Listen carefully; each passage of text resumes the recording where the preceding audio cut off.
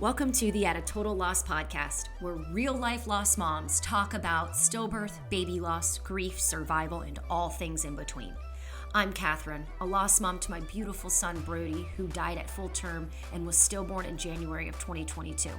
I had no idea what to do after his death, and I thought the sadness was going to kill me. So I immediately reached out to other lost moms to try to find somebody who knew how I felt. And it was these conversations that saved me, and I hope that they can do the same for you. We talk about everything. I even interview support people and partners, people who have another perspective on what this life of loss is like. So here we are, you guys. Pull up a chair, maybe grab some tissues, shoot, maybe even a glass of wine, as we hash out what life looks like after the death of your baby and all the things that leave us at a total loss.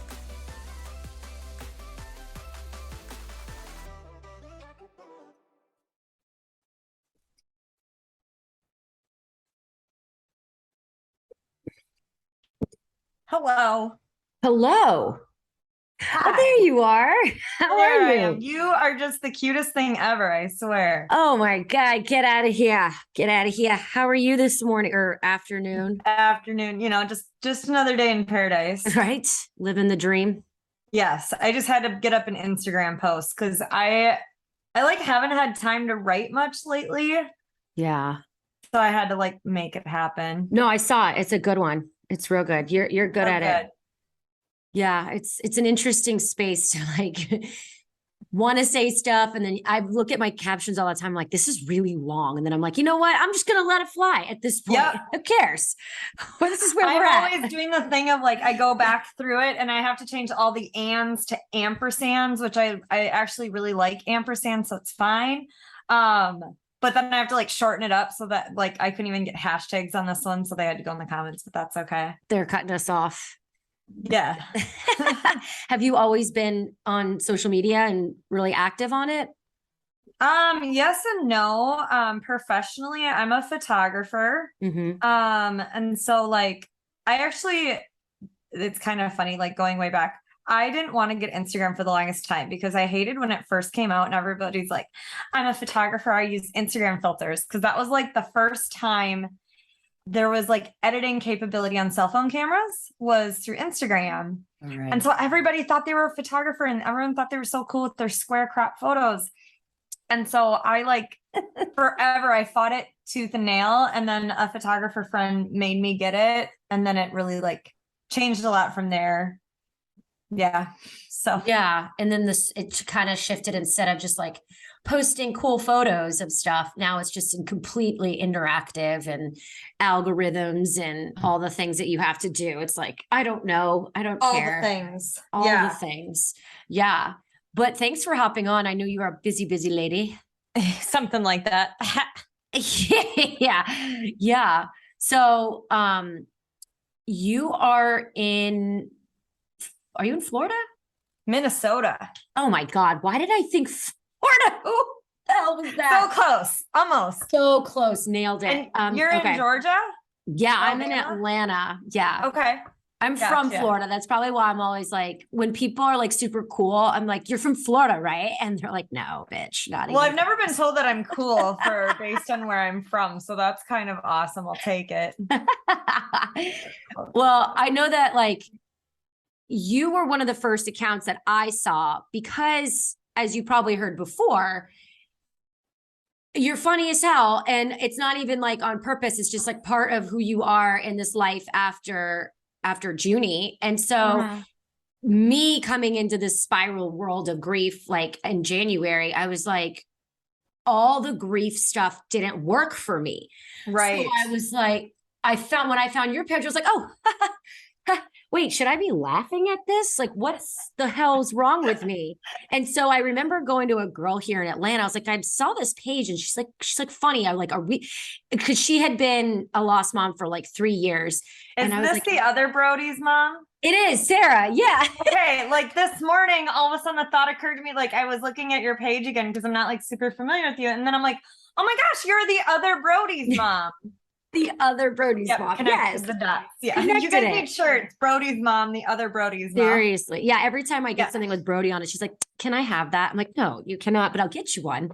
Yeah. We have bees everywhere. Yeah. So she was basically like, yeah, like we can laugh. Like you're allowed to. And I was like, cool. Cause I was like the rookie in the club. Yeah. Yeah. And I was like, wow, this is the worst place ever. But I was gravitating towards people that were still kind of finding humor in life and still saying you're allowed to still be who you are. You don't have to make the death of your baby your identity, if that makes any sense. It's just a massive part of who you are. So I was super happy. Funny. You can like, I think that's a huge way, I think like unintentionally that I've like fought kind of the stigma and shame surrounding stillbirth is that, and then like, I remember when Junie died, it felt like I wasn't supposed to be proud of her. Like I was only supposed to be like, oh, she's death. Like that was her whole being was death. And I'm like, no, like there's more than that. And then like her being my first child, that was my like, welcome to motherhood. Here's your dead baby. Like, and I hated everything about that. So I think that's like unconsciously been a way of kind of fighting that idea of like, okay, and like, if you don't laugh, you're going to cry. So 100%, like hysterically. Yeah. And that's been, good Lord, that's been the cool thing. And I think the good message that you've put out there. Yeah. And not only that though, like you still have your foot in the serious stuff too, which is a good balance. Did you get your coffee, by the way? I made my coffee and I'm lighting a candle because I wish you could smell it over Zoom. Adorable. Oh, I love that. You're going to laugh. I have to keep a lighter out because I'm like up in my office and I want to like light this candle whenever I feel like it. Please and the other day I was like, I shouldn't leave this candle on my desk, like by my computer, by all my equipment. So I was like, I'm going to put this lighter over here on the shelf. And then I'm like, well, this is ironic that I'm putting it right next to Junie's ashes. Yeah. What the fuck? What the fuck? I think irony is just like here's our Junie box. She's just hanging out in my office. You posted a book the other day, and that book is so cute. Oh yeah, such a good idea for babies. Did you read that whole caption? I think I did. Yeah. Because I think the best part about it was not just that I came up with this book because I had got one from my niece and my niece came and met Junie because Junie was our first. And so then I was like, I should get one. I should make one for Coral because we have conversations around Junie and we have pictures and all of this. So I made her a book and I decided to order it and have it be like one of Junie's birthday presents because that's important to me. And it came in the mail like super fast, which I was like, oh my gosh, like I wasn't expecting it fast. I open it and it was someone else's book. Oh. So someone else got a book of photos of my dead baby. So did you get a book of a dead baby? No, I got like, so it was grandma and grandpa and aunt and uncles. Cause they're like these customized books that you can make or whatever. And like the slip was in the book that I received that said my name on it. And so our books just got switched. Oh my gosh. But how do you track it down? Or is it just like I emailed the company and I was like, hey, I got a book in the mail, but it's not the right one. And then like, while I wrote this email, I was like crossing my fingers, like, don't ever find my Instagram. But I was like, just so you're aware, the book I ordered was photos of my baby who died. So I'm kind of sensitive about whose hands and whose eyes they get in front of. And like, obviously I'm not, if you see my Instagram, right. But I feel like that is speaking for many other parents who are sensitive about like, cause that would, like, I'm so glad it did not derail me completely. Like, I was just more sad I didn't have it then in time for Junie's birthday. But I feel like I know of so many other parents that if a book like that got into someone else's hands unintentionally, that could just derail them. I mean, honestly, yeah, I could feel right now a spiral. Like, yeah, wow. But I'm also like, the dark humor part of me is laughing because like Junie was full term. She looked perfect. Like she didn't have a lot of peeling skin and things like that. And a lot of times when people see her photos, they just think she's sleeping, that she's a sleeping newborn. Newborns sleep a lot. And I've had a lot of people ask like, how long after birth did she die? And she died before she was born. But that book, it was like, my big sister Juniper was born on August 9th, 2018. And then like a few other captions, like she had the cutest gold bow. And then we had a page that was like, we love her even though she died before she was born. So I'm just imagining these people reading this book, thinking like, oh, cute baby. Oh, a sleeping newborn. Oh my so surprise. Like, yeah. How's that for some stillbirth awareness? Wow, they are certainly aware now. This is what we should just do. We should just send random books to people. Surprise. I should do that. Just like make up shipping addresses and just. That's how you make this an awareness month. Yeah. Mm-hmm. Heck yeah. We're just like sending out the dead baby bandits. I love it. Oh my gosh, that's great. We need shirts that say that too. Yeah, I like that. We're on it. Yeah. So Junie, yes. Are we recording? Is this ready, set, go? Okay. Yeah, I already did because this is what I like. I love it. Yeah, we're just going. Anything goes on these conversations. So I had reached out to you because for like Dr. Kleiman. So that's when I first found out that Junie was a small placenta baby. Yes. And then that piqued me because I was like, what is that? And then went to Kleiman because I was like, I need some flippant answers. Yeah.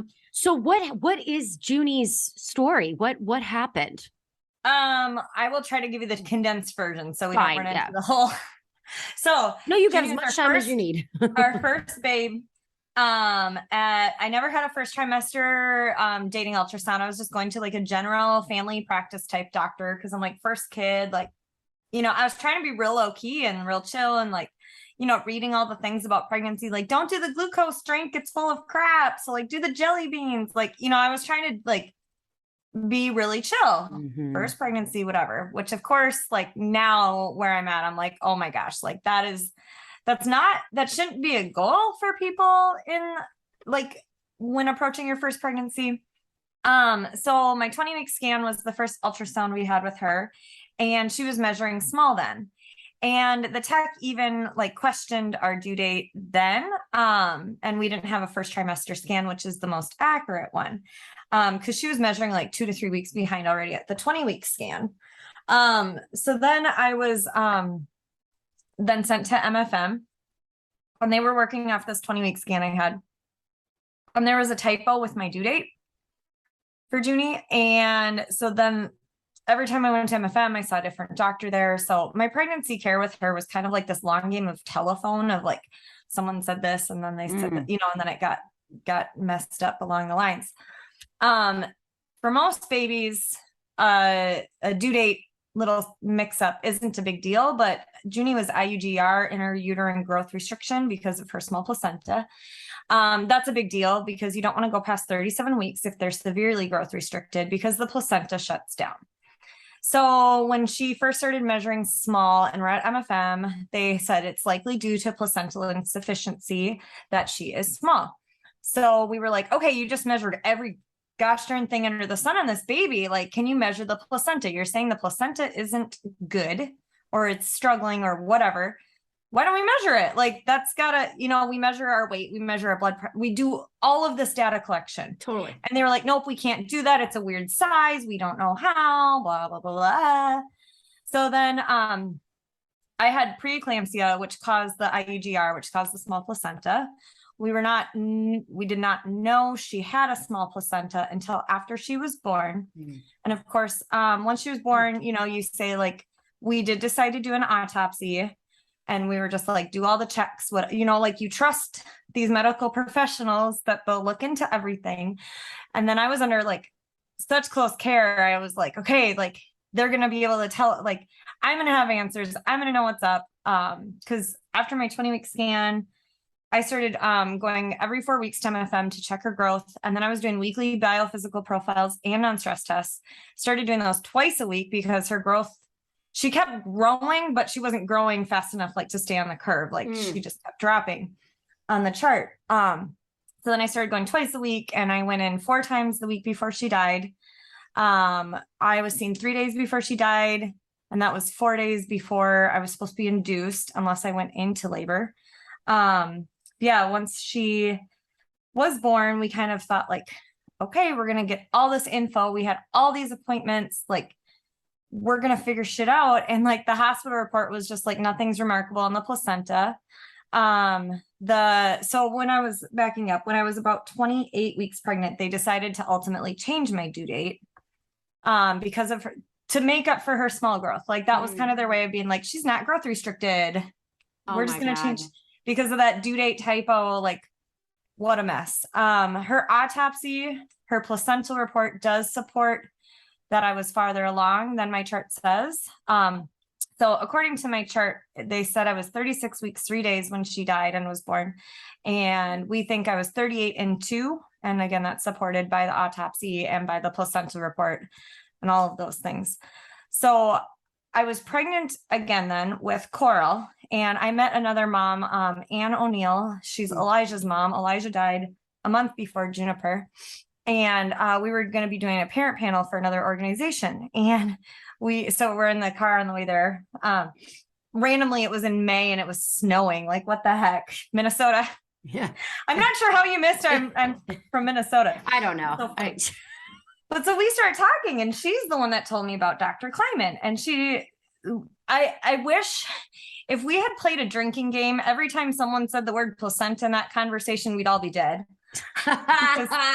We started talking placentas, and it was like, woo, it was wild. So she tells me that there's this researcher at Yale that has come up with a way to measure the placenta. And I'm like, that's so weird. My MFM told me they couldn't do it. Like, what the heck? Like, that has really like lit a fire under my ass that we asked for this preventive measure to be done. And they told us they couldn't do it, wouldn't do it, all of this crap. And then I find out that there is. And so like you, I went back to my records. I sent them off to Dr. Kleiman, and Junie's placenta was 0.1 percentile for size. Oh my gosh. The hospital report said nothing's remarkable. And like now in this space of raising living children, every time I take them to the pediatrician, they check their weight, they check their height, they measure their head, and then they show it on the chart. They look at it on the chart. If anything fluctuates, raises a red flag. So Junie's placenta was on the very small end of things, knowing she had issues, and that didn't raise a red flag for anyone. They just said nothing's remarkable. Like, I feel like anytime you have an under 10th percentile, anything that's like, oh gosh, like what's going on? Why, blah, they ask questions, they look into more. And they didn't with Junie. So Dr. Kleiman was like, hello, that's a big deal. That's why she died. Like her placenta gave out. So did he say that was it? Or did he add that there was a cord compression too on top of that? Or just no, I don't. I should reread my report actually. I'm not a science person. I'm a photographer. Yeah. I like the color orange and I drink coffee. Like, science is not my strong suit. So I don't think there was any issues with cord compressing. It was literally the small size of her placenta. And she was small too, because not the size of the placenta itself is important to look at, but then to see the size of the placenta in relation to the size of the baby, the fetal to placental ratio is a big deal as well. And Junie was 1 percentile for size. And so like, really the idea of placental insufficiency is kind of a misnomer, because placentas are very efficient until they can't work anymore. So that's like Junie's placenta. It like I said, you look at her, she looks perfect. Like it was the little engine that could until it couldn't anymore because it was failed by our doctors. So that's kind of crazy to me, I guess. Like it tried so hard to keep up. Yeah. Did you ever go to your doctors after? Because I had experience, they changed the due date as well. So his growth, oh my gosh. Yeah, his growth wasn't caught because he was perfect for 36 when he was actually tiny for 37 and a half, 38. So I don't know if I've met anyone else that have had that issue. So that's very interesting. Like, it just seems like such a not good thing. Wow, I'm really good with words right now. Like, let's just change the due date to make up for this baby being small so that we don't have to say that there's an issue. Like that just blows my mind. Yeah. So when they did that, and he stopped catching up. I mean, he stopped ultimately his growth in the third trimester. It was undetected. And it was kind of like, you can't do that. So I struggle with that, to be honest with you. Going back and going over all the things again, like, really is bad for me. So, I mean, that's pretty much why I had a grief hangover this morning. Nope, I feel there's so much information. I was like, oh, here we go again. You have to like brace yourself to read some of these things. And then you have to like have a care plan for after, like, right away after Junie was born. I requested all my records. I wanted, like, I kind of blocked out all of the finer details of like giving birth to her, because I was just like, I don't want to remember this. And then after, I'm like, I want to remember everything, because that's all I have. And I remember like getting all of her records, which includes her autopsy. And that's so fucked up to like be postpartum bleeding and reading an autopsy. Like, there's so many levels of wrong with that. And I don't know if you had an autopsy done or not. We did. But like, on ours, at least, they noted when the autopsy was started, like the date and the time and all of that. And like, as I read that, I'm like thinking about like what I was doing. I was sitting on my couch, like, you know, like looking at an empty stroller and a car seat. Like, it's another level. That's another level. Wow. Another level is exactly right. Yeah. So back to the placental measurement stuff. So I was pregnant then with Coral, our second daughter, when I met Elijah's mom, learned about Dr. Kleiman, got a report done by Dr. Kleiman on Junie's placenta. And then I was like, let's see, so it was May. So I was 24-ish weeks pregnant then with Coral at the time. So of course I'm like, hello, I want to get her placenta measured. Like, and Coral was not growth restricted. So that gave me a little pause of like, okay, maybe we'll be okay. But also Elijah was perfectly fine, 50th percentile, I think, for growth. And he had a small placenta and died on really. So like, that's kind of a thing that we have run into of, that doctors are like, the fetal size is fine, we don't need to look at the placenta, but we do. So since I met Anne and then I was pregnant, her and several other lost moms have started an advocacy group called Measure the Placenta. And so we are working tirelessly to get the estimated placental volume, EPV, a standard part of prenatal care in pregnancy, which I think would be huge. So I had Coral's placenta got measured one time in pregnancy. I went to a different MFM because the MFM I was seeing was the same one as I saw with Junie, and they wouldn't do it even after. What? Huge failure. Yeah. Like, what do we have reasons, or is it just dumb? Like, what is it? They say, well, ACOG doesn't recommend it yet, so we won't do it. There's this whole, it's just ridiculous to us. And like, they'll say, oh, we're looking at it. Like, okay, should we just, like I wrote in my post today, should we just start looking at moms and guessing their blood pressure? Do we just start guessing their weight? No, we measure things. We get data points and like, if a mom came in and was like overweight, you wouldn't be like, induce her right now. Like, same thing. If you measure the placenta and you find a small placenta, it's not like induce right now. It's another data point in the pregnancy to assess the health of everything going on. You know, especially if it's the most important thing, like it's the roots to the tree is what he says, right. You know? So it's like, why are we not looking? Do you not want this baby to make it? What's happening here? Well, and I mean, you're kind of spot on there, is that NICU babies are huge liabilities for doctors, and dead babies, there's really nothing that can happen. Like, they just throw their hands up and say, oh no, try again. Like, that's so crazy to me. I mean, like, if somebody murdered your friend, like, you're gonna have an investigation. And so like, why on earth are there no investigations as to what happened to our babies? I mean, I was literally told that Brody's autopsy was perfect. He was perfect. And the placenta was not anything remarkable. Like you said, I had to hunt down people to finally look at it and care. And even then, they really didn't care what happened to him.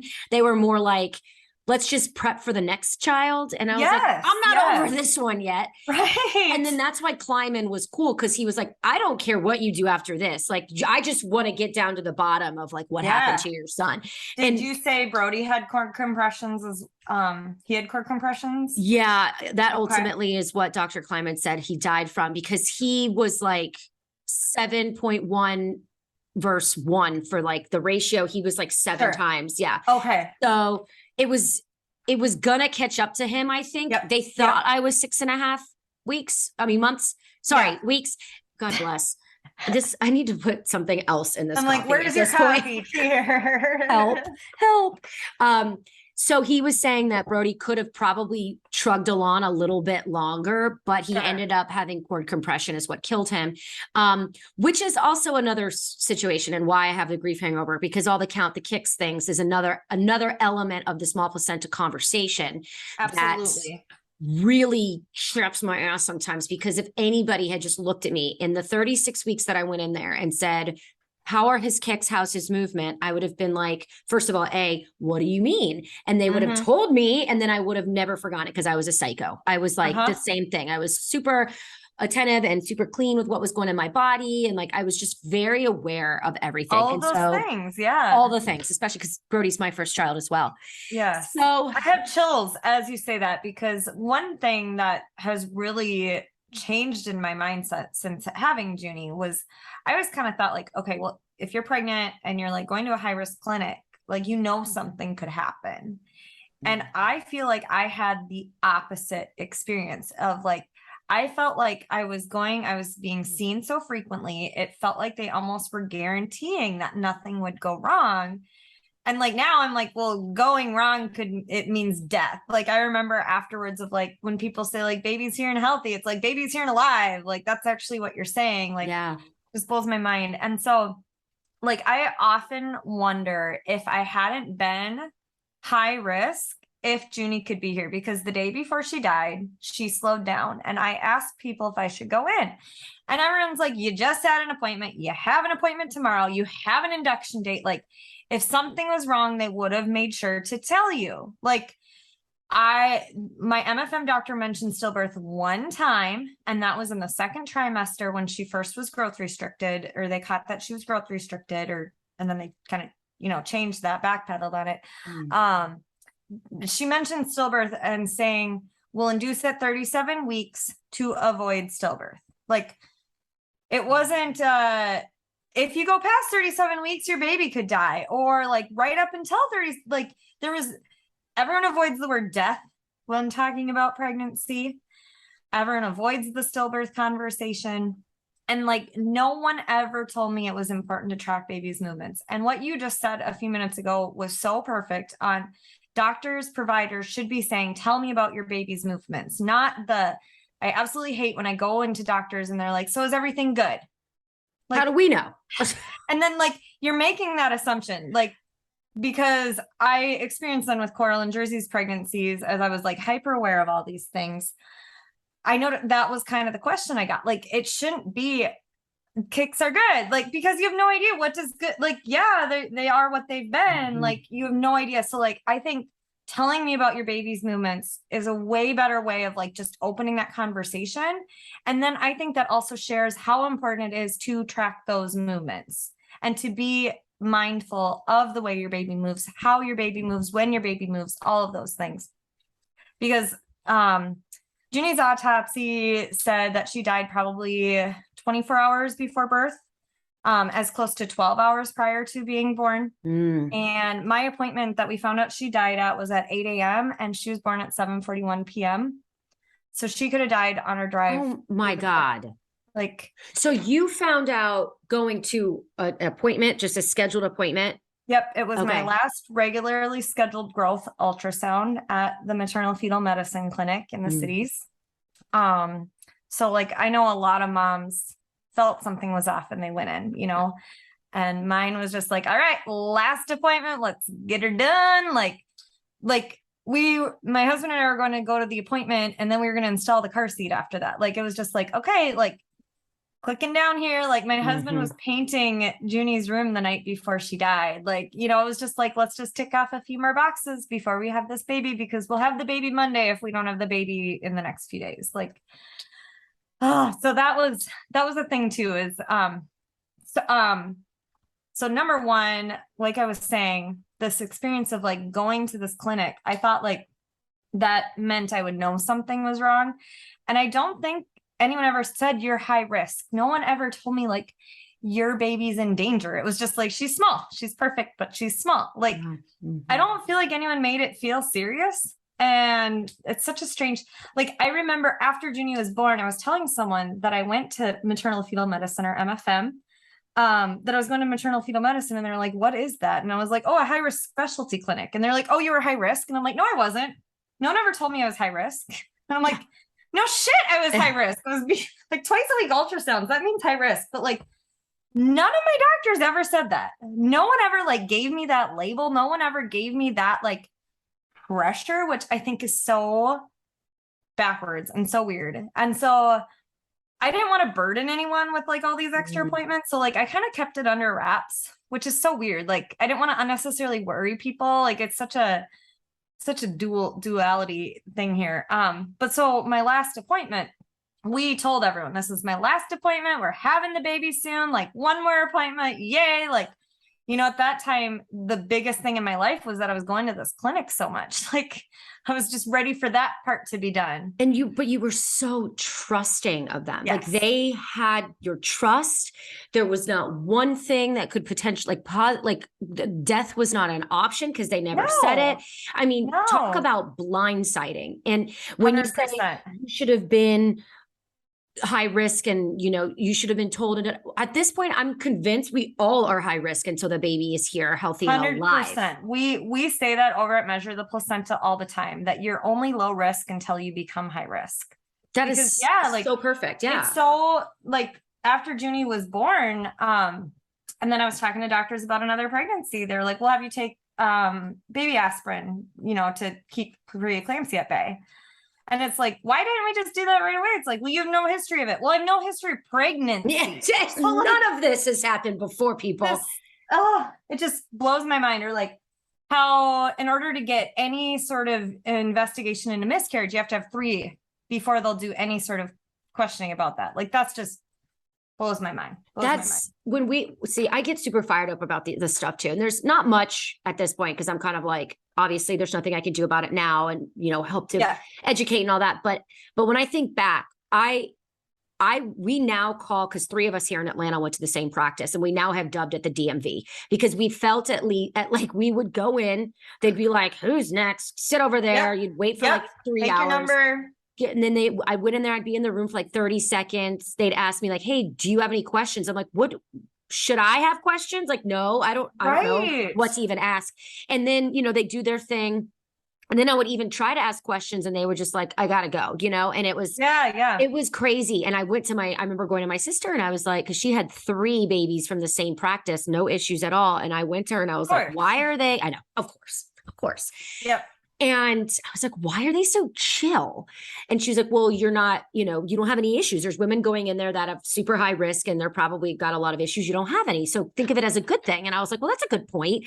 But then next thing I know, Brody dies out of nowhere, like just dies. And then they tell me tests later that he had a small placenta, obviously, but also that I had a blood clot disorder.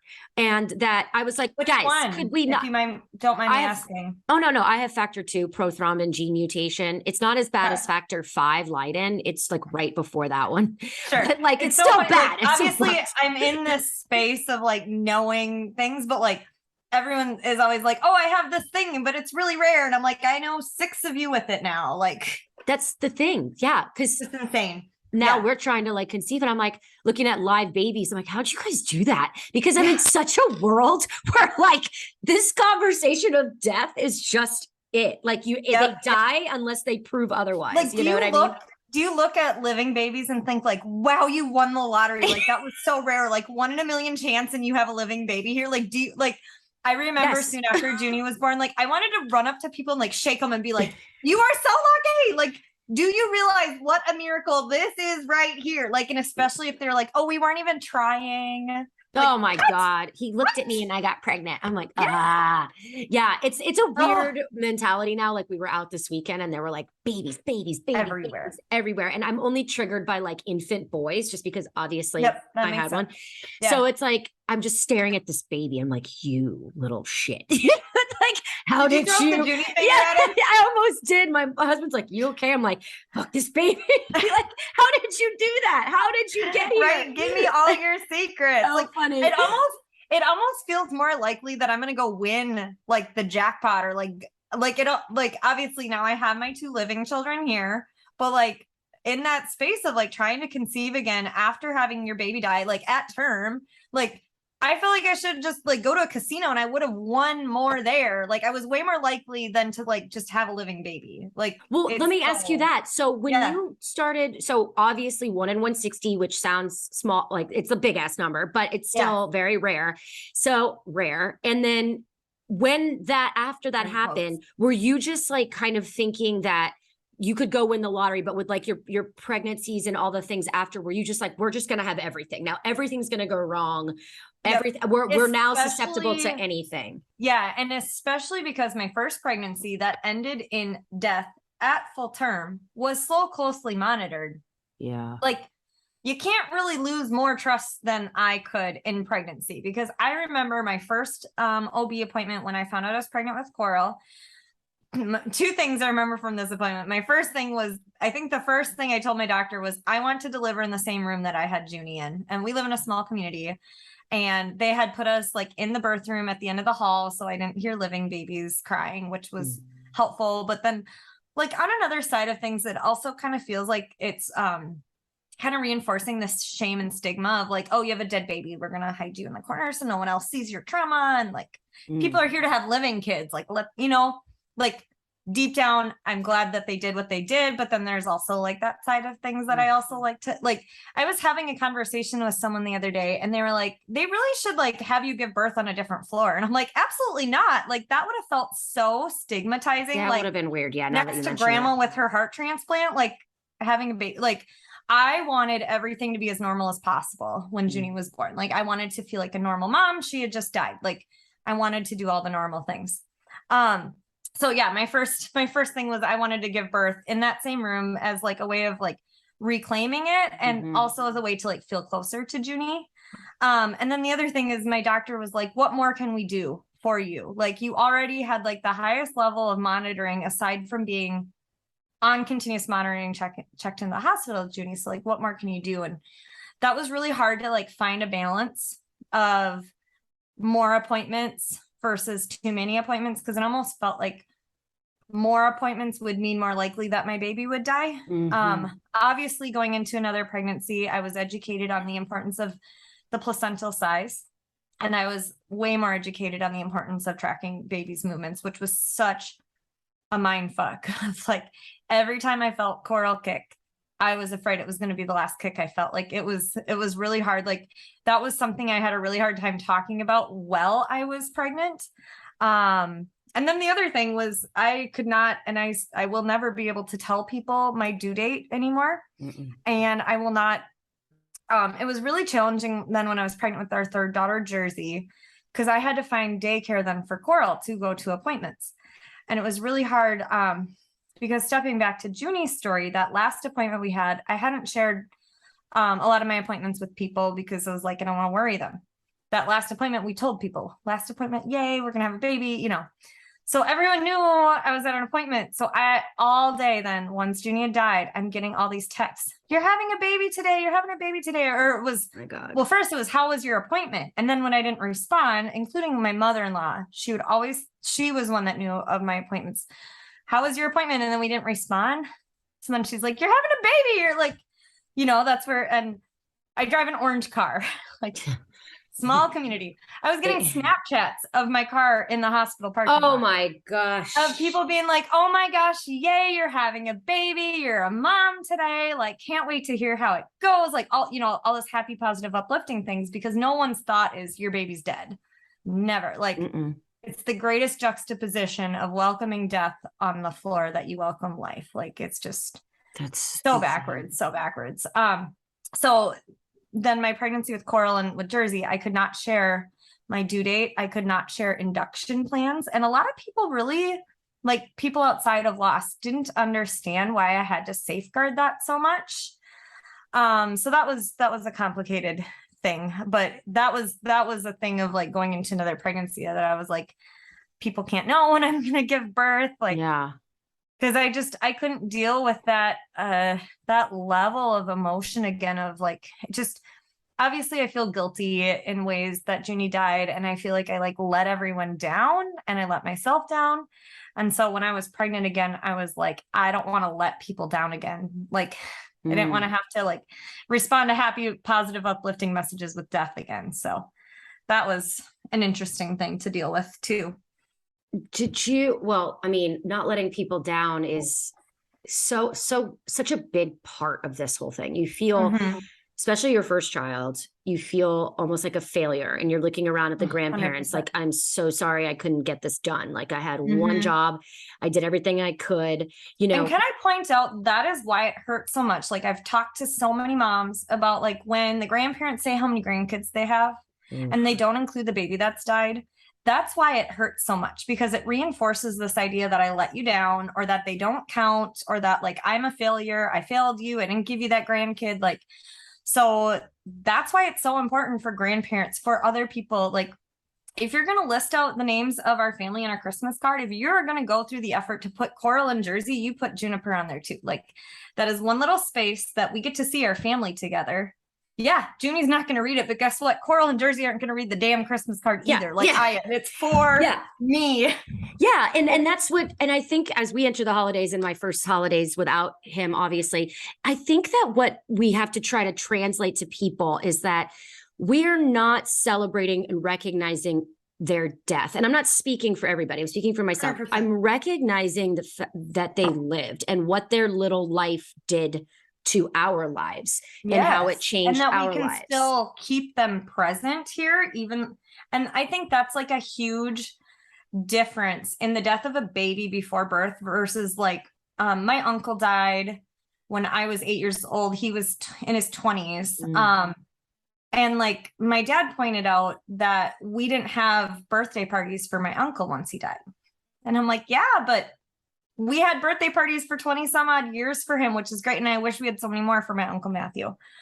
But his parents got celebrated as parents for years and years and years. And when he died, no one said, you'll be a good mom someday, when he was in his, you know, and when everything is taken from us as moms, as parents, we can do what we can do to keep them present. And I don't think celebrating their birthday is weird, even though they're not here. Like, have you ever gone to a first birthday party that the kid is like, yay, this is all for me? No, they have no fucking clue. It is for the mom. It is, you know, like it's in a Christmas card. Like, so just, and it's okay. I think too. Yeah. Like I mean, even then it's also for the parents, like you said.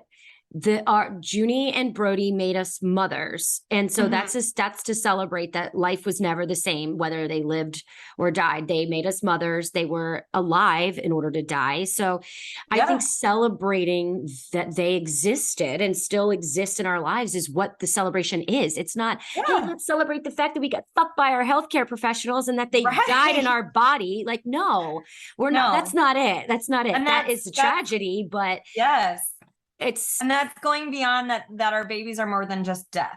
Our babies have lives and we are still their moms and we can still celebrate them and keep them present. A mom I know on Instagram, she went to a wedding this weekend and they included her son's name that had died on their like table arrangements. Like there's, which is huge. Like, yeah, like maybe for people outside of this are like, that's weird. He's not going to sit in a chair. Yeah, he won't. We know that. Like, I think people have this mindset of like, oh, she's losing touch with reality. Like when you dress your memory bear or ask for their name to be on your Christmas card or whatever. No, we are not losing touch with reality. We are the last ones who will ever lose touch with this is our reality. Like we literally gave birth to death. Like, I have now given birth to 2 living children. And let me tell you, it's a very, very different physical experience, very different mental experience. It's a very different everything. Like I'm not going to lose touch with reality that my baby has died. Like I do not think Juniper is my baby, but it is giving me somewhere to put my mothering energy. And having a name of my child listed on a wedding table arrangement, it's just huge. It's one of the little, like one of the littlest ways that you can keep them involved and present. Even if it looks weird that, oh, look, there's another chair at that table. No, there's not. Like, he doesn't need a chair, but just to see mom and dad's name and his name next to his brother's name, like, so big. It's so big. And those little things are so monumental. Like I said, counting them in the number of grandchildren, putting them on the Christmas card. And it's not weird. You don't have to make it weird. Like, now, parenting after loss with Coral and with Jersey, it's always been a hard thing to navigate. When people call Coral my first or Jersey my second, and obviously it's people that know about Junie. Like, if someone doesn't know my story, I'm not offended. Like, they don't know, Yeah, absolutely. But that's always hard. And I've noticed in like mom groups at ECFE, things like that, everyone references their children by birth order. Oh, with my first, we sleep trained at 6 months. With my second, we did baby led weaning instead of pureed. Like, they say first, second, whatever. And I found myself intentionally avoiding that label because it's never going to feel right. And because Coral is not my first, she's my first I'm getting to raise. She's not my first. So I found myself, going with my 3-year-old, like when my 3-year-old was 6 months old, we sleep trained, or like or I just say like their names or point to them or whatever. Yeah. And that works. That's how you want to do it. That's how you want to say it. And to the point of like people thinking that we're like out of touch of reality and things like that. It's like, who are you to tell us how to mother dead children? I'm pretty sure I'd roll my eyes at you if you tried to tell me how to parent living children. So I think I've got a little more experience with you in this category. So like, just don't make it weird. Don't call my second kid my first if you are aware. Like, it's not that hard. Like, and I think the people don't want your first kid your second, like, or the like, should we? Oh, like, I don't know. Your first kid is at kindergarten right now, so should I call your second your first just because it's the only one I can see? Like, no, we don't do that. Like, don't make it fucking weird. I think I literally posted something and we all reposted it. Not that I posted it first, but we all reposted someone's post. It was basically like, we're not upset when you mention the kid. We're upset when you don't. Like, when you don't say it. That's the worst part. And that's where I get prickly. Like, people are going to say dumb shit. And I want to ask you this in a second, but like right after Brody died, in the grief spiral of the 3 months after, in the trenches. We call it twirling. Twirling. I love it. Grief twirl. Twirling in the darkness. Like, grief twirl. But I was basically like, oh, F that person. This person sucks. Like, this person is not saying anything to me. And I was just like so wildly affected by the things that people were saying and not saying. And I finally was just like, at this point, 8.5 months out, I'm like, I don't care. People are going to say dumb shit. If you're close to me, you know what to say at this point. And if you're close to me and you still aren't saying the right thing, we need to re-examine this relationship. That's just kind of where I'm at. But because I've been very vocal with the people in my close circle, like, I want you to acknowledge Brody. I'm proud of you for doing that. Well, they've been wonderful about it.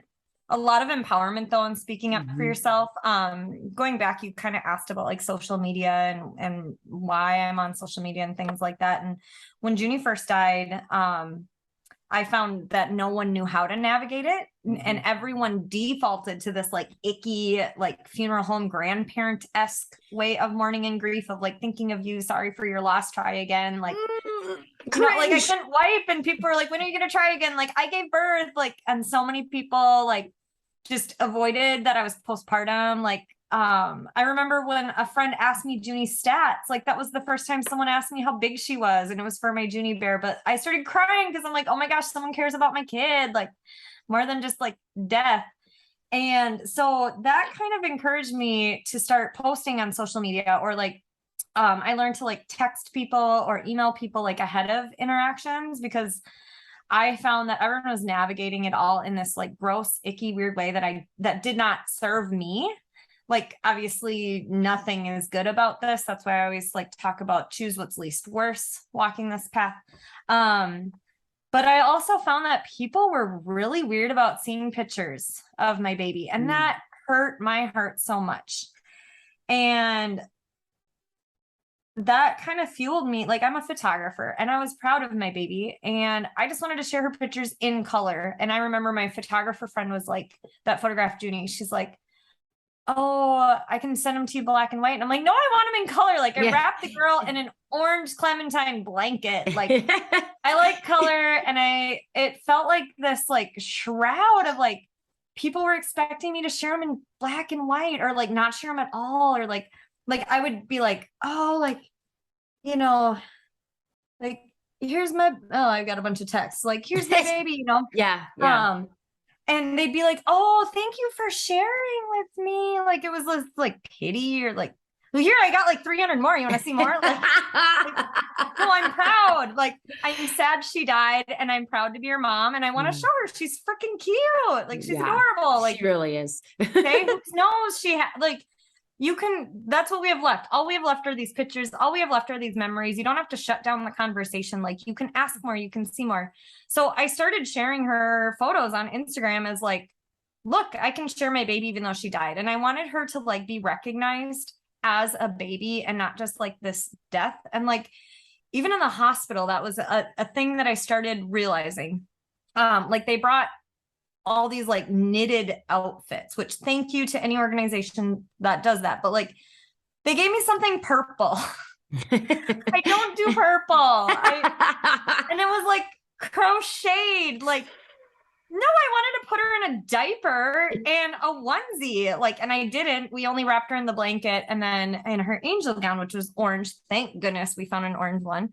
But like, I don't know, it just felt like so compartmentalized already at that point of like, and they even brought a bunch of clothes that were way too small for her, which was kind of weird. Like she was smaller, she was 4 pounds, 13 ounces, but like she was a full-term babe. Like she wasn't, so that just like made me realize that no one knew how to approach all of this. No one knew, like, and our nurses were fantastic, but like the supplies they had and things like that were just like not quite fitting, if that makes sense, like physically and like just mentally and emotionally. So, well, it's one thing to be a medical professional and have absolutely no idea how to handle this, which is ridiculous. We're getting to the point where it's not okay anymore.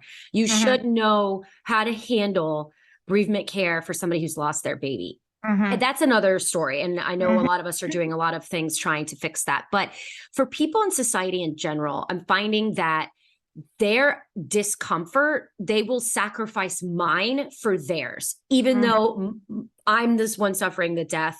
I'm the one that's mourning. I'm grieving. My child is gone. So it's in order for them to quickly get out of the conversation, they'll sacrifice my feelings in order to be like, oh, uncomfortable, and then get out. They just shut it down. They just shut it down. I found that, you know, Junie died 4 years ago. So I've had plenty of interactions with people since then. I'm a wedding photographer. So most recently this weekend, I'm at a wedding and generally I'm in my small community and like sometimes my like personality precedes me, I guess, or like people sometimes know me beforehand, but this wedding this weekend, I'm working with some videographers. I'd never met them. They were not familiar with me. I wasn't familiar with them.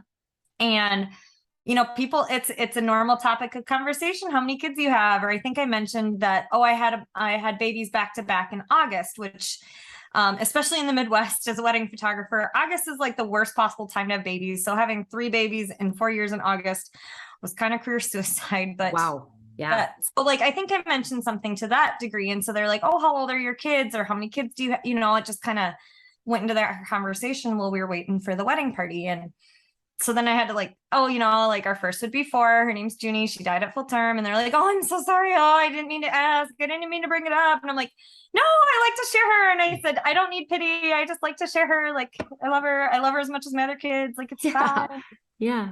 So I'm still trying to figure out how to navigate that most like gracefully without like making them feel bad for asking, but also without like shutting them down too. And, you know, especially when you're in kind of a limited time thing or whatever.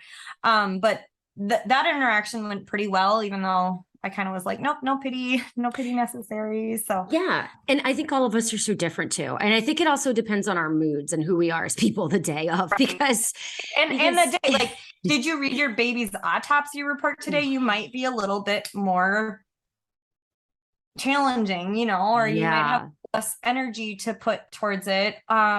Or like, maybe when I get off of this podcast, like I might feel a little bit more fired up and a little bit more brash to like, nope, you know what? She died. Like, like it all depends. It really does. And that's Yeah. why I think you even said the word advocate for yourself. I mean, we get to choose how we want to do this and whatever works for us, and not to even judge each other on what we decide to do with that information. Yeah. I spoke to a woman, her baby died 9 years ago.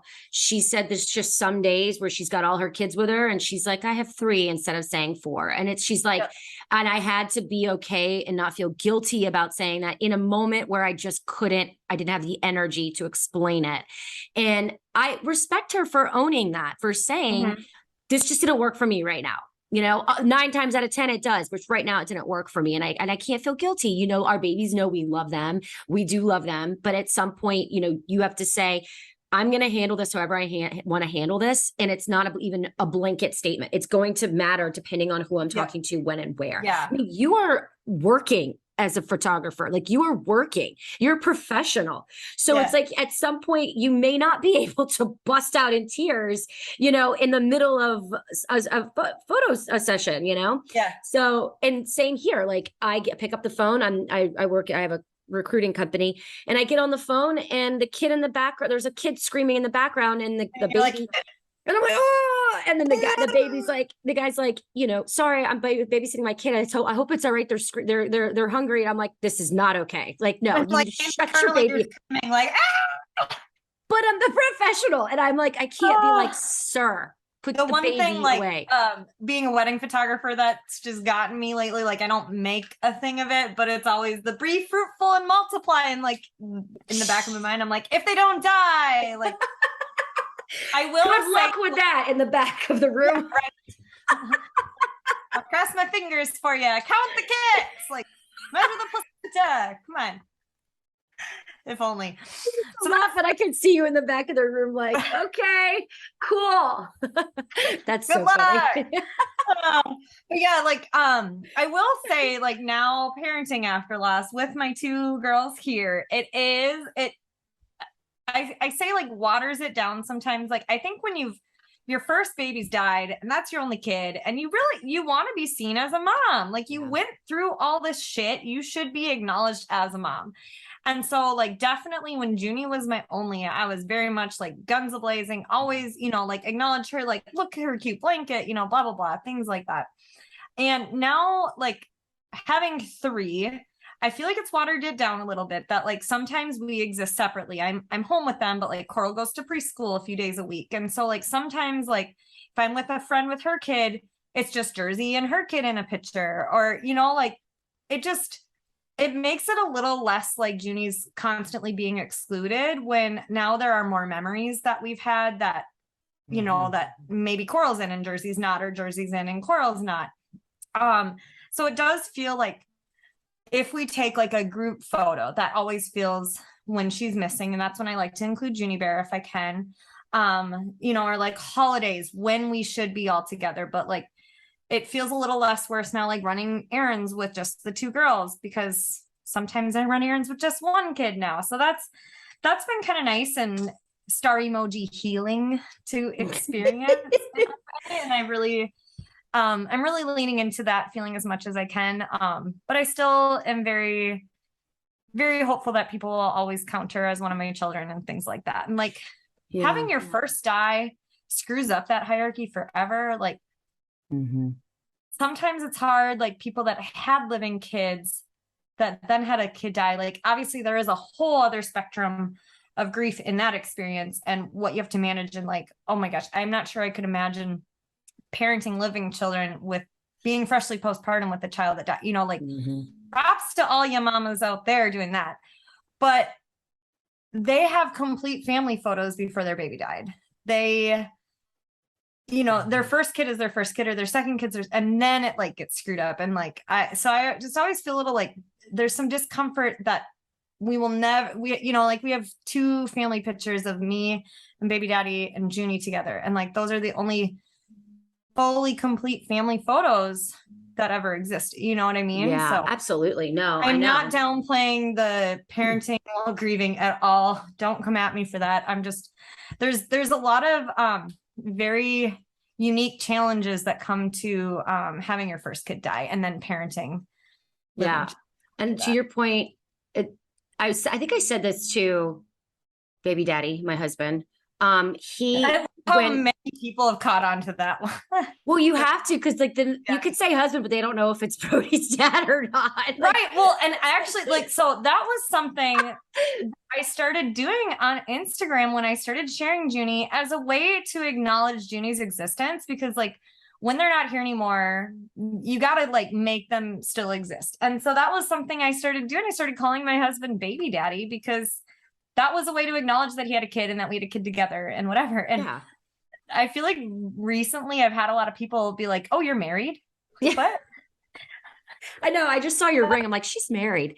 Yeah. Yeah. And so I go and support families whose babies have died in the hospital, and I go photograph them. And recently, thank you for doing that. That's such a massively needed service. Yes, which is unfortunate. And I hope we can work towards more prevention, which was kind of the point of that Instagram post I just put up, so that we have to do less grief support. Like, right. I think that's my main message. But I went to help this family, and it was kind of a whirlwind, but I got in there, and the grandparents were there, which I wasn't expecting because of COVID policies and all these things. And so I was just a little overwhelmed, and the baby daddy was very tall, like as tall as all the and me and my overwhelm, I was like, "Where's baby daddy? Which one's baby daddy?" Explain after, I was like, that wasn't meant to be derogatory. That wasn't meant to be offensive. I said, that is just something I've grasped onto as a way of pride and to acknowledge our baby that's died. And this family, this was their first child as well.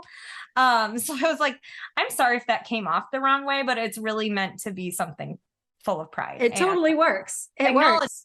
That our babies existed. Yeah. Yeah. And that their baby also existed. Cause I know a lot of times I speak for myself and I don't include, my husband, Brody's dad. So it's like just acknowledging that he is Brody's dad, he's his father. Yeah. And that's a huge, that is Mm-hmm. a huge thing that I think needs to be discussed more too, is the dad side of the experience. Cause like for them, it's so invisible. Like, for us, we were like postpartum, like we physically, like, I really think that vaginally giving birth to Junie helped me like start processing things in a real like spiritual kind of way of like literally pushing her out. It was like, I couldn't ignore it, and then with my friends that I was pregnant with, we could discuss birth stories. We could talk about how much we tore. We could talk about our milk coming in, like things like that. And the dudes, like, they go back to work and nothing changed. It's not like they have to go take pump breaks, it's not obvious to other people that they went through this tragedy unless they like invited their coworkers to a funeral or something. Like, my husband works construction, so he deals with a lot of different people every day. And I've always kind of wondered what that looked like those early days going back, because like for me, I ran into someone from my birth class 2 weeks after Junie was born. I was at the coffee shop, and she was like, "Oh, you had your baby," because I was clearly no longer pregnant. But she was very confused why my baby wasn't with me, when I was, because her baby was like a month old, and she like couldn't get away from me fast enough when I told her what happened, and she had a little girl, and I was like, so you were emerging at 2 weeks after what? So you said the word healing a few paragraphs back. I love, this is a topic. I like healing with the star emojis. I love it. Yeah. So what did it look like for you right after Junie's death and up until like, what does it look like for you now? What has that been? Let's see. So, I mean, we started telling people, we decided not to have a funeral for Junie. I felt soon after she had died, I felt like this weird, like I felt like I was a freak show. Like I felt like people just wanted to see me for their own benefit. And that felt really gross to me. I did not like that feeling, and I was not about to entertain that feeling for anyone. And so maybe that was me being a little selfish, but I think you can be selfish in grief like this. So I went with that. So I wanted to see people, and I wanted to see the people that truly cared for me, not just wanted to see me for their own good. But so ultimately that's why we didn't have a funeral, is because I didn't want to see people. I didn't want people to see me in a big, I knew it would be overwhelming. So like we had people come visit and stuff, and that was nice. A lot of people brought flowers and stuff. But just kind of like in smaller doses. My husband had 2 weeks off work, which is what he would have gotten if Junie had lived. So that was kind of nice. Like that felt validating that he was still granted his paternity leave, because I run my own business. So it's not like I had to deal with any management about maternity leave or anything like that, which I was very, very thankful for. This is an interesting thing. So I had booked a client or clients for their wedding and did their engagement photos. And then I found out I was pregnant with Junie. And their wedding date was very close to my due date with Junie, one of the 17 that I had, you know. And so when I found out I was pregnant with her, I decided I let them know, like, before we had even shared on social media. And I said, I'm going to release you, like, I'm going to give you your deposit back. Like this, I could do it, but it's not going to be fair to me. It's not going to be fair to you. It's not going to be fair to my baby. Like, nope. So I effectively, I can't, and I found like 3 other photographers that had the date open and whatever. And so then Junie was born a few weeks earlier than we had expected, with the due date all over the place and stuff. And so, and then she had died. So obviously I wasn't up like with a newborn or whatever. And they're like family friends, and they were so gracious and so sweet and kind. And they reached out to see if I would still shoot their wedding, which was really, and like, they did it and just, I don't even remember the words that they used, but they did it in the kindest way, that it wasn't like, your baby died, yeah, you can still photograph for us. And like, they had found another photographer. Like, it's not like they were like SOL and were like capitalizing, so that was really sweet. And I think a lot of people would really struggle with how to navigate that, how to approach it with the most kindness, and to not make it an icky situation. So I photographed a wedding 5 weeks postpartum with Junie, and that was interesting. And again, videographer experience. I show up and I was working with just the videographer, and I'm like, hey dude, like, just gonna let you know where I'm at today. Like, this is kind of a big outing for me. And like, so you gave the heads up, like, hey, this is going to go one of several ways. Yeah. And and again, it was nice. The couple, like family friends. So like, I knew, a good amount of people there. So I knew I'd be supported. And then like, that was kind of a good thing it was a good experience in a least worst way of like, if Junie had lived, I would be expected to be at a wedding shooting without my baby. Like that was like I'm supposed to exist in this space without, like, it wasn't like obvious, like my baby died. Like, so that was kind of like a good feeling, if that makes sense. It was like a lot of those spaces, like when I was at the coffee shop at 2 weeks postpartum, my baby should have been with me type of thing, that those felt harder in a way. Yeah. And so that wedding that I shot, the videographer, he was great. But I like had mentally prepped for like dad walking bride down the aisle, and it was hard, but like also really special, like I did not take my job lightly as a wedding photographer. But then what got me was the father-daughter dance. It was like, oh my gosh. Oh Lord. Because they had a slideshow of photos going from birth until present, and they were just like the sweetest family, sweetest couple. And I was just like over in the corner bawling, like trying to take pictures through my tears. And the videographer saw me and he's like, do you need a hug? Put it all together. And I was like, thank you. Oh my gosh. I mean, so you going back to work definitely had its share, like unexpected triggers. Yeah. I think the hard, like other than like that moment, I think the hard part was I shot a bunch of weddings. I was pregnant with Junie. And I shot 3 within like the last 2 weeks of being pregnant with her. And so I remember like, I think I was still in labor with her. And I'm like, oh my gosh, like when you're a wedding photographer, you are in everybody else's photos that wedding day, with my huge old belly.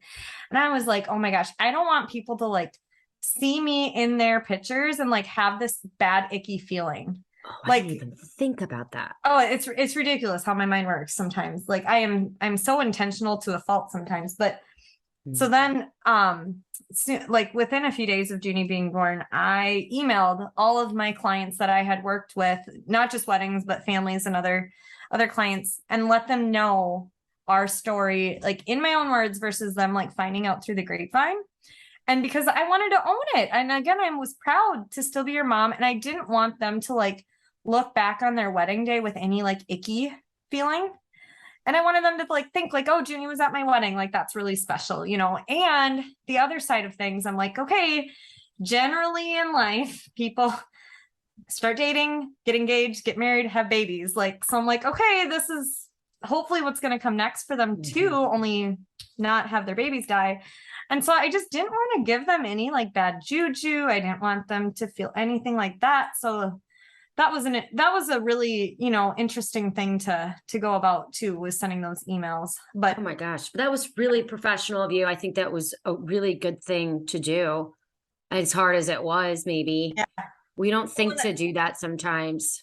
Yeah. And I didn't want them to like I didn't want them to be unsure of how to approach me, like say they do get pregnant and have babies, like things like that. Or I didn't want them to like avoid me in any of their wedding photos. Like I want Junie to be remembered with joy and happiness. And I feel like if you don't like take control of that, that's what people just, you know, think the opposite. So yeah, that was really, it was empowering. And something else I did kind of, on that subject of like, am I losing touch with reality thing? I sent out birth announcements for Junie. And that is me, who I am as a person. I have always I love sending Christmas cards, as stressful as they are. And I was so excited to send birth announcements. So I'm like, I'm going to send them. Like, I got all these cute pictures. I want to be proud. I want people to know that she's like, whatever. And I got some flack from people. Like, people were like, you're pretending she's still alive. And I'm like, no. Oh my gosh. That's where they went with that?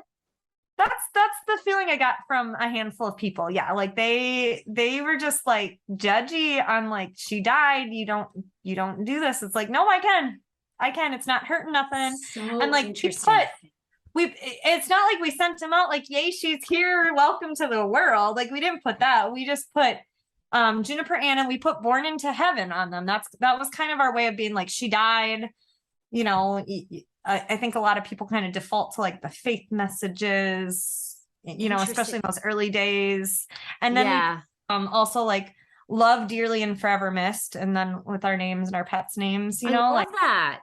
Yeah. Like and then on the back, we put the quote, I carried you for all of your life and I'll love you for the rest of mine. Like it was there were 3 touch points that were very clear that she's dead. Like, yeah.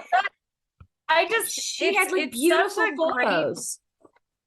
Yeah. And it's such a weird experience again on thinking you're expecting life, having death, and like those idle hands. I'm a busy person. I did not do well with having idle hands. And so that was one of the ways that I found that I could still parent her.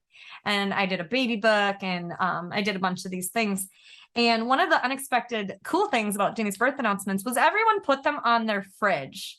So when we would go out and like go over to friends' houses and stuff, Junie's picture was there. And that was so big for me. And that felt like, I don't know if I've even realized it until now I'm talking to you, but that felt like such a huge way of breaking down that stigma and that shame of like her picture is right next to all of our other friends' kids. Like that was because like she's never going to be in a kindergarten photo with her class. Like, and I have a lot of friends that had kids at the same time as her that I'm now seeing grow. You know, she's never going to be alongside of them getting her driver's license or on the homecoming court.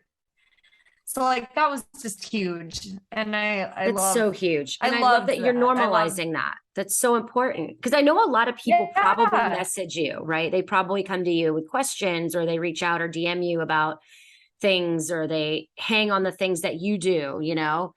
Hold on. There you go. Yeah. So do you typically just normalize this shit? Yeah. Normalize this shit. Because this is our new normal now. And people listening, you have Spicy a posse. motherhood. Yeah. You have a posse that's got your back on this. Because I think I said the other day, like weird things that we do that really aren't weird. I mean, there's no such thing as weird anymore. Yeah. Yeah. And another family that I've helped out recently, their baby was born in August as well, just this August. So about a month and a half ago. And it was like, a friend of a friend or whatever type of situation. And I didn't go meet and photograph their baby, but I've been in contact with them.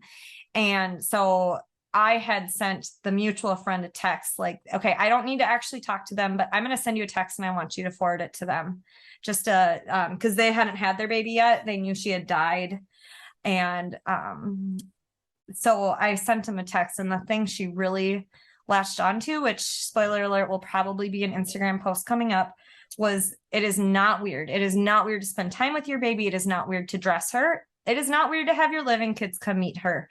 It is not weird to take pictures. It's not weird to take videos. Like, I just reiterated that, like, this is the time you get, and it is not weird. And do not let that pressure, it's no one's even like saying anything at the time. It's just like all up here. And so, especially, like, I'm sure most people that listen to your podcast have had a baby die. Mm-hmm. But like, if anyone's listening to this that hasn't had a baby die, like, know that somehow or another, that's the message our society is spreading, is that it's weird to spend time in it, and it is not. And we should do what we can to like fight this, because I even remember, I'm backing up, before I got pregnant with Junie, I went through the training to be a volunteer photographer for families. And I think that's what's really given me a unique approach to navigating all of this. And that was like, that training has really like shaped how I have navigated this and how I help other people. But so even having that background, I remember in the hospital with Junie on being like, oh my gosh, like, okay, I took that picture. That's good enough. Like, I only need a few pictures. Like, she's not changing. Mm-hmm. And I remember thinking I should take a video. And then I talked myself out of it. And of course, because I am who I am as a person, I had like turned off live photo on my iPhone because I just hated how much I had an iPhone 5 at the time. Like, yeah, make it, let's date Junie here while we're at it. But I had turned off live photo, and I remember being like, I should take a video. And then I'm like, no, that's stupid. She's dead. Like, why would I take a video? And I'm so mad I never took a video. And now, since every time I help a family, I take videos, because there's just even more reality to it. And they're so hard to watch, but they're so special too. So and special. Yeah, that's one thing we all regret. Yeah.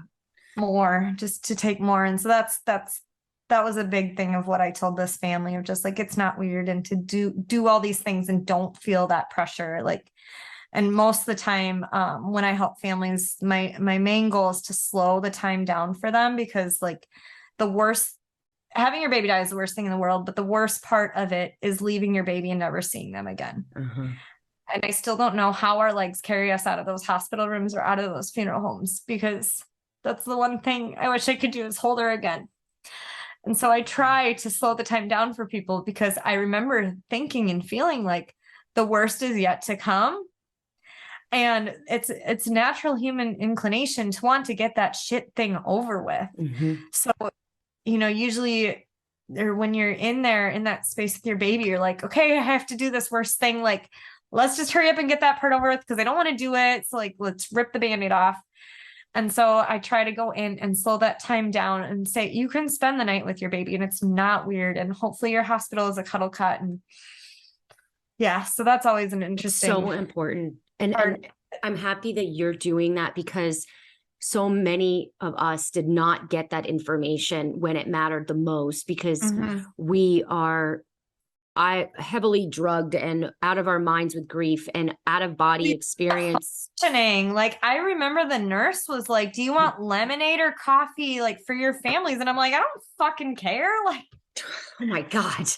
And then to make decisions. I was the same thing though. I was like, it's weird. He's already gone. I shouldn't be taking photos. I feel disrespectful of him. I don't know what to do in this space.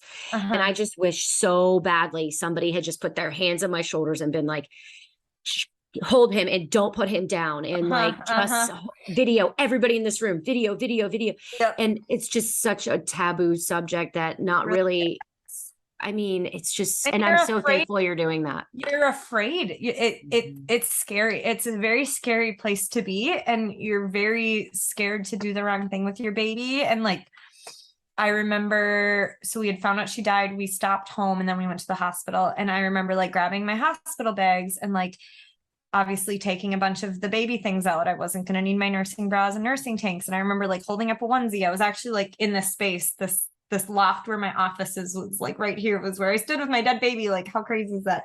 But I held up a onesie and I'm just like, this is not dignified enough for a baby that's died. Like it had like a bear on it. Like, you know, and so yeah, when you're then holding your baby and you have no idea what to do, and like I kind of knew what to do because I'd been through this training. Like, how screwed up is that?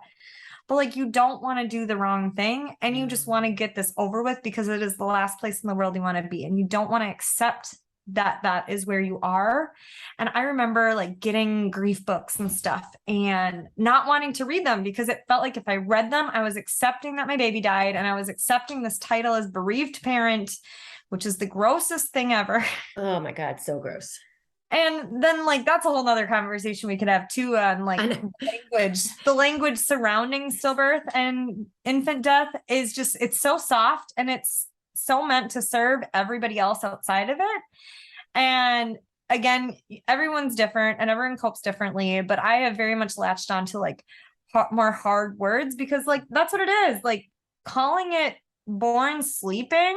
Oh, Jesus. No one else. Like, that does not serve me. And like now in the space of having living kids, like I don't want them to be afraid to go to sleep. They already freaking fight sleep the way it is. I don't go to sleep and never wake up.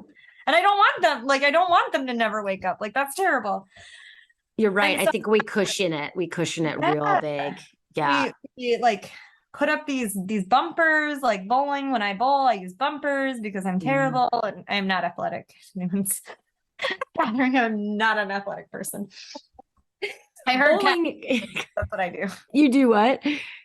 I heard cats on wedding days. That's what I call being a wedding photographer. It's basically it. That's basically we need it at weddings. There's no good word for like a bereaved parent. And like, I can't even say that with like a straight face. Like, that's why I use the language of like dead baby mama. And that's never meant to be disrespectful to our babies either. But it's meant to be more in your face for everybody outside of this that has not experienced it. And oh my gosh, this year. So I'm going to ECFE. It's like mom baby classes here. I don't know if it exists anywhere but Minnesota. But we're like, so like Coral's like in her classroom and we're like in parenting time. And I've got like 3-week-old Jersey in my arms and there's like a pregnant mom. And we had to like put on our little table tent of our names and baby daddy's names and our kids and their ages. And I'm like, oh gosh, like, what do I do with Junie? You know, like, and I know like right now where I'm at, if I did not include Junie there, it would be disingenuous. And like, that is not, like, if you're in this space, if you don't, there's no judgment. Like you said, you got to be in the right time, space, and moment, whatever. So I figured out how to put, I think I put would be 3 or something. Cause I'm like, I know I'm going to share her once we do introductions, but then I looked down and I got my coffee mug that says Dead Baby Mama Club. I was like, maybe I shouldn't bring that one to baby school. I'm also pretty sure that one day I brought Coral to school in a onesie that said shitters full. And that was made by another dead baby mom. I'm like, let's just keep her sweater on. Like, hilarious. Yeah. I'm very appropriate. No, and that's fine. Like and even you're even busting down stigmas inside our own community. I mean, Some of us don't grieve the same way and that's okay. You know, I mean, when Brody first died, I wanted a sweatshirt that said, my baby just died. I wanted everybody to know it. Yes. Hey, I'm better than you. Working on making some shirts that say the shittiest club ever. So love it. Excited. Lachlan's mom's coming in clutch for us on those. So get excited. Heck yeah. No, there's so many things. I mean, yeah, I love that. It's a wave of what grief looks like now. And it's not all cookie cutter and we're all different and grief. Well, I feel like even in the 4 years since Junie's died, I've seen a major shift. And I don't know if it's just, you know, the community or the space that I'm in or what comes to find me. But like, I mean, I feel like I go on Facebook and I see people posting about grandma that died. And I think that's so special. Or I saw someone post the other day, they were having like root beer barrel shots for their friend that died a few years ago to celebrate his birthday. And like, that is cool to me. Like, I hate, like, death is inevitable, obviously. And we can still remember them when they die. And it doesn't have to be this huge, deep, dark secret, whatever. Like we can love them and we can keep them present. And that's not losing touch with reality. If anything, that's being real, you know? Mm-hmm. I have to go back. You said that I was one of the first people you found. Yeah. Like, I have heard that. I really should put up a poll, but I have heard that from so many people that I'm like the first person. Like, what am I doing on Instagram that people are finding? It's just so funny. Like, everyone's like, you're the first person I found.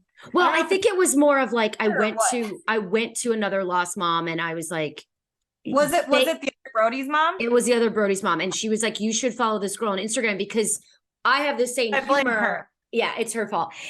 But like it's your delivery of it is where I gravitated to. And so that's because there's people in the space that I cannot follow. It's too dark. I don't get it. I can't, it's not my style, and that's fine. It's to each their own. But 100%. Yeah. So then if the way I share doesn't jive with you, please do not follow. Like, you do not. It's as simple as that. Yeah. Don't ever feel like what I'm doing is what you have to do. Don't ever feel like just because I say I have to put Junie on my table tent that you have to. Like, do not and if you feel like you are in the space, if you have more children and you want to call your second kid your first, like, please do that. Like, there's no judgment, and I will be over here preaching my Junie loud and clear, and that's okay. And you don't have to. Like, we can all grieve differently. And exactly. Also, I want to throw out there, if you ever want to use me as a scapegoat, if you're a non-lost person that like you're following me because you want to see how to navigate something with your friend, or if you have had a baby die and you're not sure what to do, you blame me. I don't care. There's no skin off my back. Like, go ahead and be like, I follow this girl on Instagram and she sent birth announcements, so I'm going to send birth announcements even though my baby died. Like, go for it. I don't care. I think that's so important. I have a lot of people that even listen to the podcast that have never lost. They just get a different perspective on what grief is and how our brains work in this space now, because it's truly, to be honest, for a lot of people out there, it is absolutely beyond the realm of your mental capacity that we are still standing after our babies die. Well, and we're so meant to avoid it because, again, we use the soft language to describe it, or you're just told, oh, your baby died, try again, like, throw up your hands. You know, so many people are told, don't share photos of your baby, they've died. Like, I don't want to see photos of your dead baby. And it's like, well, sorry, that's all I've got. Like, I would show you pictures of my kid alive if I had them, but I don't. So I'm going to show these to you, and I don't care. Like, and it makes it so much more real when you do. They get just hit right in the feels, and then they don't know what to do with it. Yeah. And then that's funny. You kind of say that. That's kind of what also spurred that post that I just threw up before we hopped on here, is that I feel like so many people, they hear about a friend, a family member's baby that dies, and it's this huge like shock and awe factor. Mm-hmm. And they say, let me know what I can do to help. I'm thinking of you. I'm praying for you, you know, blah, blah, blah. And as time goes on, that support just dwindles. People forget how they felt when they learned your baby died. And they forget about that empty promise that they made of, let me know what I can do. And I didn't realize that when people said that there was like a time limit on that. Like, I thought, let me know what you can do means in 5 years that let me know what I can do to help you remember Junie. And Junie's fourth birthday was just this about a month and 2 months ago. And I can already feel the support dwindling, and that sucks a lot and makes me real sad. And and that's just fueling me even more. And again, like I mentioned, I've supported several families locally recently. I live in a small community. It is not rare. I've started like, wow, this isn't like a brag list, but I've started keeping a list of the babies that I have met that have died and their birth dates, because I feel like I have a special spot in their lives that I got to meet and photograph them. But there's too many on that list, and there's too many that have been at my local hospital. Like, so that's really firing me up to do what I can in the prevention space. And that's why I work on the Measure the Placenta advocacy team. And in a few weeks, we're going to be in Washington, D.C. for the big push. I'm not sure, when is this podcast going to come out? Probably next week, right before the big push. Okay, perfect. Yeah, so October 15th is the Pregnancy and Infant Loss Awareness Day. And at 7 p.m. that night is the Wave of Light.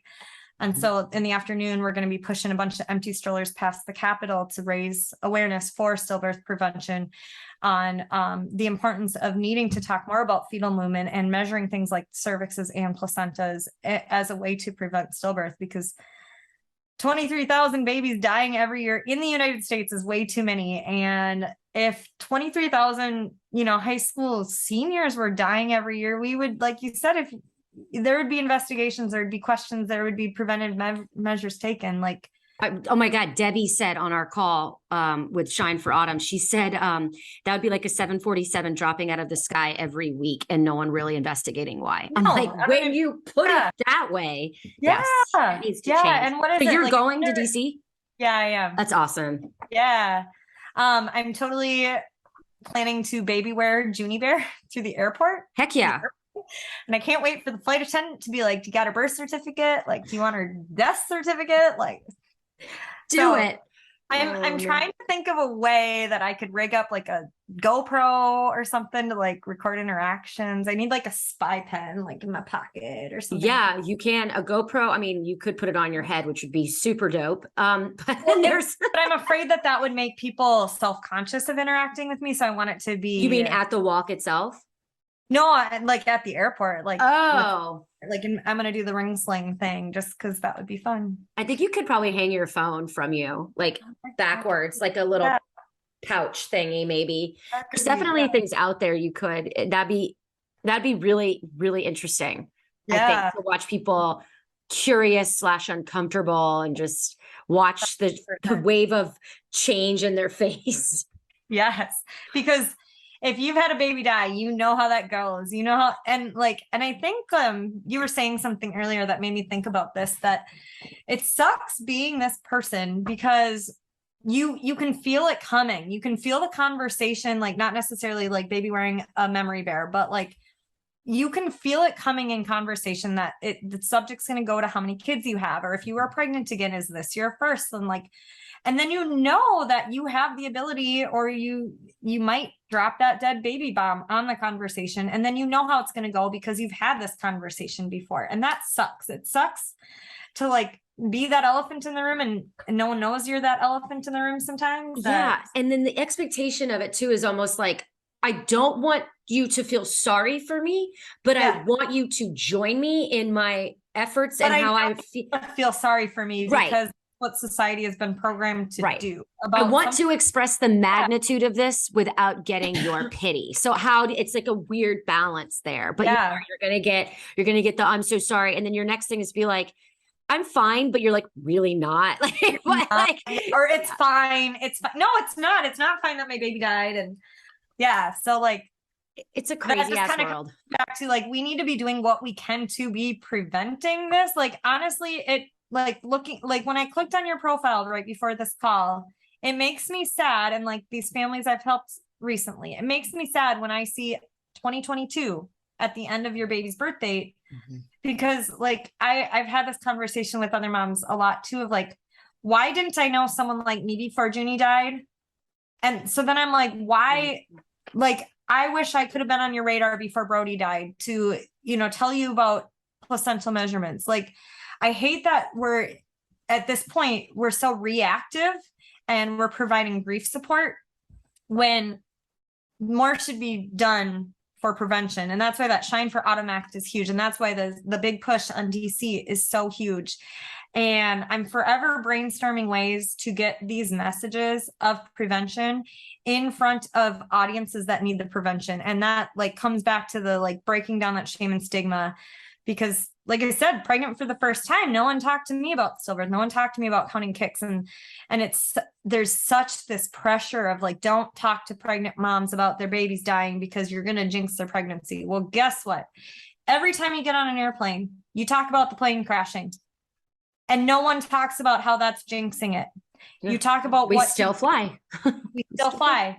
We talk about what to do in the rare chance there's an emergency landing. That your seat cushion is a flotation device. But yet when a mom is pregnant, you are supposed to avoid talking about counting kicks and about the possibility that her baby could die before the baby's born.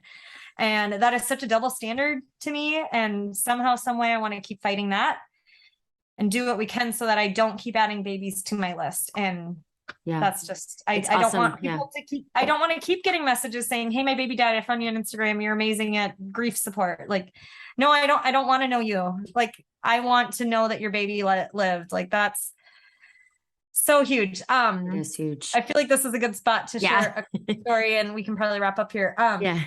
Back in January of, oh God, I don't even know what year it is.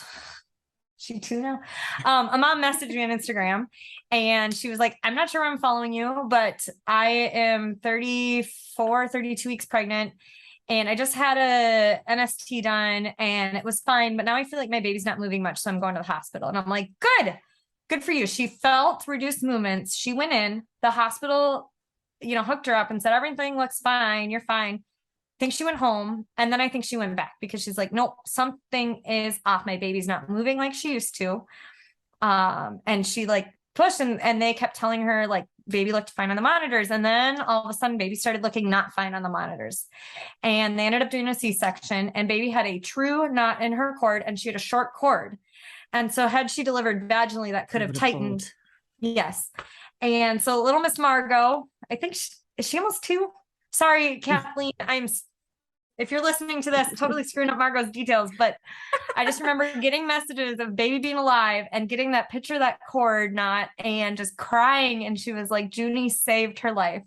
Wow. And that is like the most special thing ever, to know that Margot is here, because I talk about the importance of tracking those fetal movements. And so let's keep working hard and keep dispelling the myth that babies run out of room that I mistakenly believed, and all of that. Yeah, you're doing amazing work, and Junie's working through you. So are you. Brody's mama, the other Brody's mama. I'm gonna get you a bumper sticker. I love that you guys know each other in person. Like, so I mean, weird, I hate it. But then I always like, your Brodies wouldn't be quite the same age, right? They're like 2 years apart. Yeah, 3. Yeah.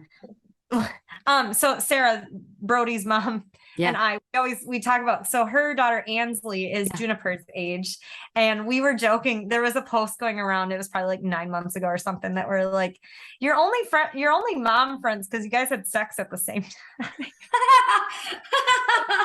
That's funny. Ansley, Brody, and Tate, yeah. And Junie, Coral, and Jersey are all about the same ages, and so we always joke about that. You guys are on the same schedule, 100%. Yeah. Oh, and so it is funny. Special, like since she had her 2 boys, that she has her Ansley, and so I always see a little bit of Junie and Ansley, and that's always so special. That is so special. Yeah. Thank you so much for doing it. This conversation. Absolutely. Sorry if it got long-winded. I'm sure people like paused this. Loved it. Times. No, this is going to help so many, and I'm so sad that I even have an audience, but those that are looking to feel not alone, for some guidance, just to kind of understand this world and to not feel weird. This is why we have these conversations. And 1,000%. Yeah, I'm thankful now that we're friends. I hope someday we can meet in person. I'm like, can we throw a big party somewhere for all of us to meet in person? But you want to come? The big push, come push an empty stroller in Brody's memory. Like, you know what? It's ended up being our wedding anniversary that day. We were supposed to have a vow. Well, we're throwing a massive party for Brody. It's like a memorial event. I know. So if I had known about the big push, but I'm coming next year. We have one here in Atlanta on Sunday. That's kind of why I kind of like checked out, but we're going to do one on Sunday here. But yeah, I'm there next year. It's a date for all of us. Sure. But awesome. Thank you so much. And we'll talk soon. Okay. Of course. All right.